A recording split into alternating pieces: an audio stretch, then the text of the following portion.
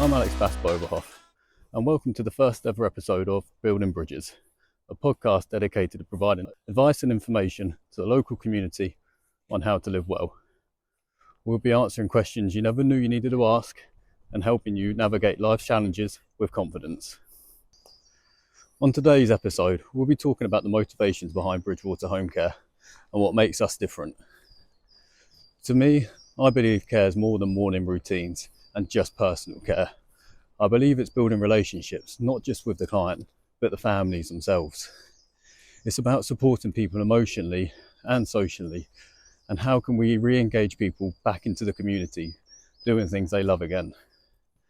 For me, our goal isn't about maintaining lives, it's about improving them. The motivation behind Bridgewater came from our own personal experiences of care at home. We've experienced care at home a few times in our life, but the main one being 20 years ago. My grandfather was diagnosed with dementia and later suffered several mini strokes, which left him bedbound for the best part of 10 years. And in those 10 years, as a kid, I watched the carers come and go within 15 minutes. And I remember him being washed, dressed, and hoisted out of bed into a chair. And at that point, you don't really think much of it. But as time goes on, and as you get older, you start questioning how meaningful was that care. And it's not necessarily the carer's fault. The time constraints are dictated by the company or the social services. But it always felt it was more of a routine and task-based than someone what genuinely cared and wanted to be there. Not only did I see the effect it had on my grandfather, but the effect it had on my grandmother as well, who was his full-time carer. And for me, going to my nan and granddad's house was one of my favourite things to do on a weekend. But unfortunately, a few years after he passed, my grandmother passed as well. And at the time she passed, she wasn't really my grandmother.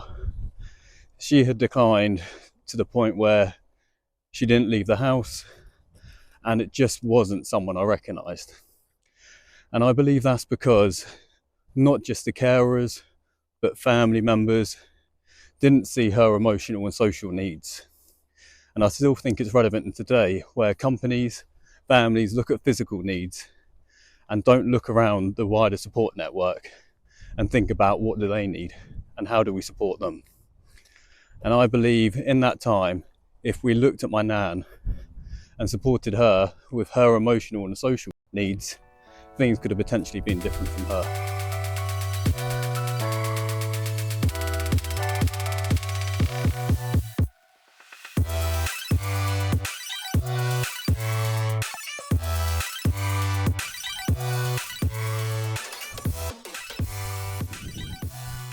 I often get asked, what's the biggest challenge?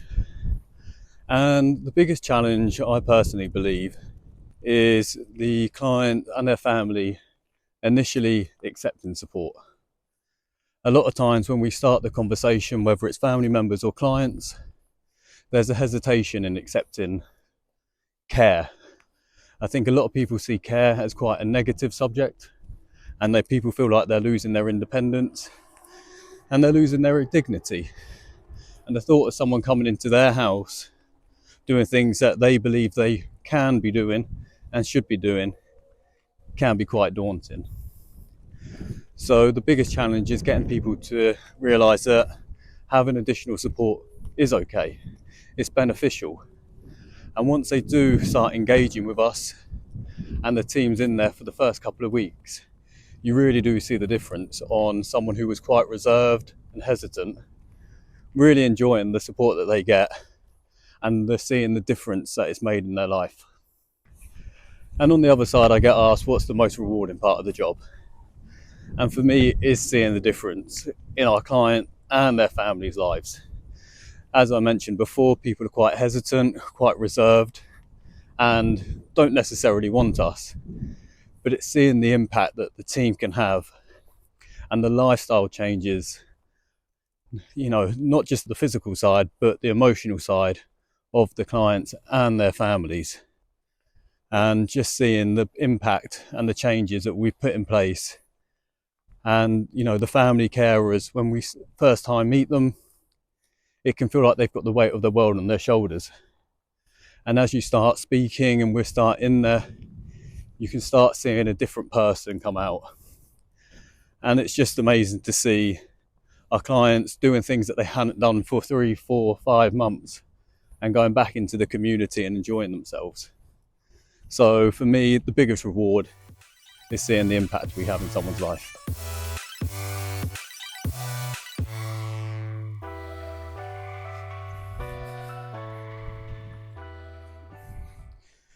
So how do you recognise it's time to potentially think about additional help? And when starting that conversation, looking at care or support is one of the most difficult decisions a family can look at. And in terms of when it's the right time, can it ever really feel like the right time? But it's a decision that needs to be made, and you need to look at not just the person you think may need extra support, but potentially the people around them. So have you noticed a decline in someone's health, or that they've stopped doing certain activities, or struggling day to day?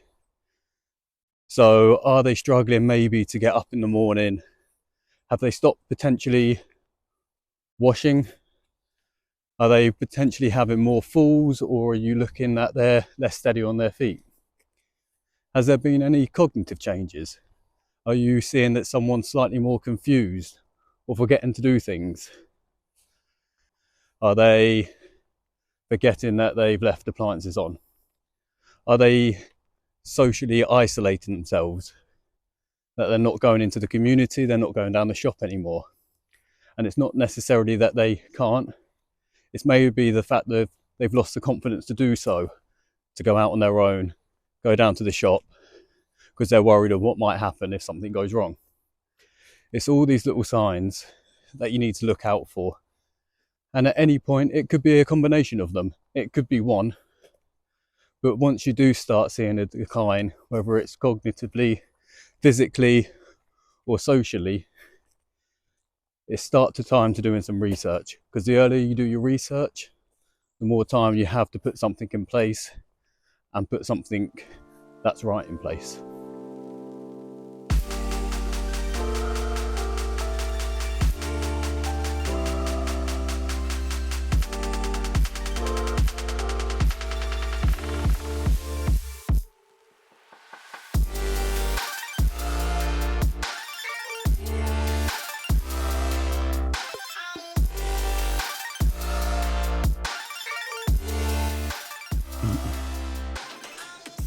So that was the right time to start looking into care. But when's the actual right time to get care? For me, I believe putting something in place as early as possible is the right thing. Whether it's a little bit of companionship for a couple of times a week for a couple of hours, or getting a bit of respite for that family carer. It's that thing of, if someone sat on the sofa every day, not doing anything, not interacting with anybody socially or getting out into the community, I personally believe that their physical decline will be quicker than someone that is having that social engagement, spending time with people, having conversations. Therefore, the earlier you can get someone to come in and provide a little bit of support, a little bit of engagement, will slow down the decline in their health. Having someone support with a personal care routine, whether it's supporting you get up in the morning or helping you get to bed in the evening, it's extremely daunting. Whether that's the first time of having it or the 10th time. Therefore, if you've already had companionship and spent time with someone and built a trusting relationship, when it is time for potentially that additional support, it's less nerve-wracking, it's less worrying for that person about to receive it and their family members, because they've already got that trust and relationship in the person about to provide it. So for me, the earlier you can get something in place, the better. Look at the future. Don't wait until the time of crisis when you need something immediately. Start off small and over time grow.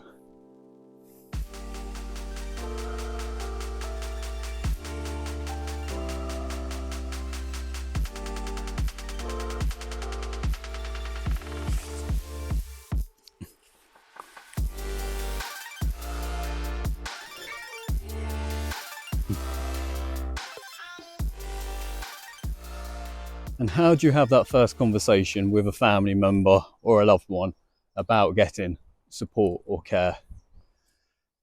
And for me, be open, be honest, don't rush things. And that's why I say start early, because it's a process. Putting something in place takes time, putting the right thing in place takes more time. Therefore, start the conversations early. Don't force it, but get people used to the idea. And don't necessarily use the word care.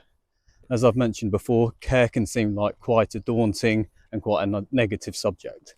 Talk about a little bit of extra support, someone to help you, and keep the conversations positive and, in theory, solution based. Start a conversation by saying, Mum, you know, you mentioned about struggling to change the bed, or you're not enjoying doing the washing anymore, or you're not enjoying this certain activity around the house. Well, this person could come and help you. Therefore, you're finding a solution to a problem that your mum has already raised, rather than saying that she's no longer able to do something, therefore needs that extra support.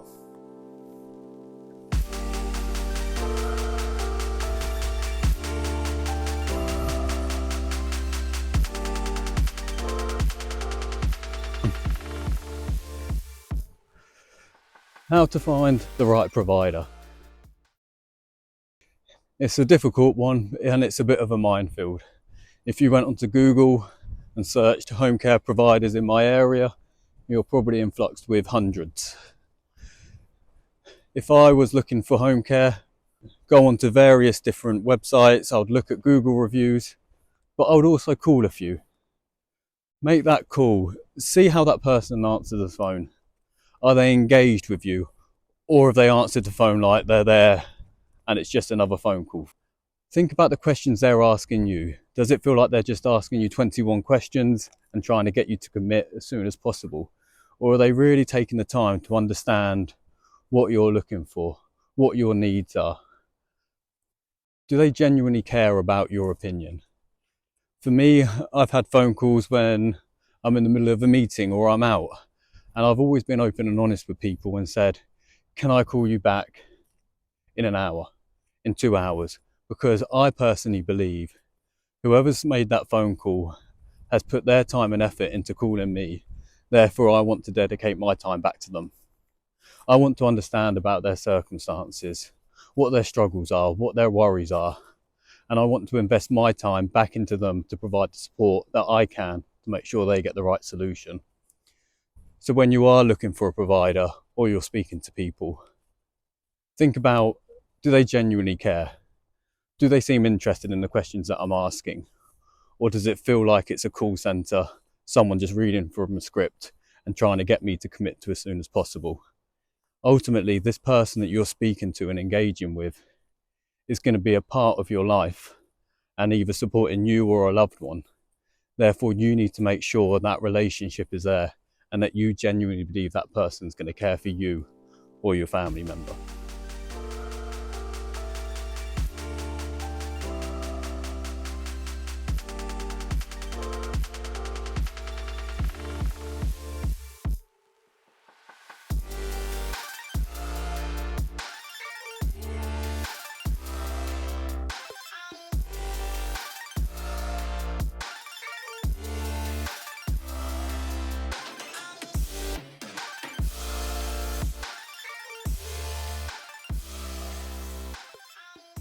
So today we've spoken about who we are as Bridgewater, what our motivations are, and what we strive to do to make a positive impact, not only in our clients' lives, but our families as well.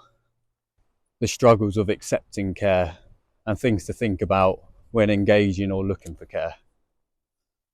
But ultimately, we've spoken about care isn't just a morning routine or an evening. It's about enhancing someone's life. It's about engaging with them. And it's about building a trusting relationship where they're excited and looking forward to seeing and spending time with you.